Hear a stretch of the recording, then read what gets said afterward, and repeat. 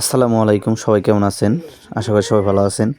তো অনেকদিন পর আবার নতুন করে ভিডিও নিয়ে আসলাম। তো অনেকদিন যাবৎ কোনো ভিডিও দেওয়া হয় না, কারণ যে পরিমাণ ঠান্ডা মাঝখানে গেল আর এত শীত, তো ওইভাবে কোনো কাজই করা হয় নাই আর কোনো ভিডিও করা হয় নাই।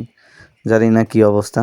তো এই দেখেন ঠান্ডার কারণে মুরগির ঘরের কী অবস্থা, চারপাশে কুয়াশা, একদম কীরকম অবস্থা হয়ে গেছে। তো আর এই যে সামনে যে জায়গাটা দেখতেছেন, ফাঁকা জায়গা, নেট দিয়ে চারপাশে আটকানো, তো এই জায়গাটায় মূলত দেশি মুরগি রাখা হয় আর ওই ঘরটায় দেশি মুরগিগুলো থাকে।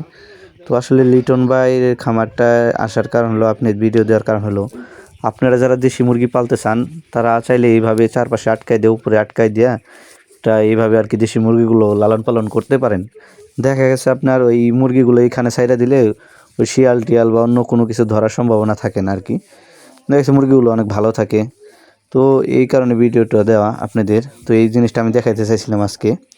তো লিটন ভাইয়ের খামারটা যে পাশে, বাম পাশে দেখলেন মুরগির খামার, ডান পাশে মুরগির খামার, আর এই পাশে ভাইয়ের বাড়ি।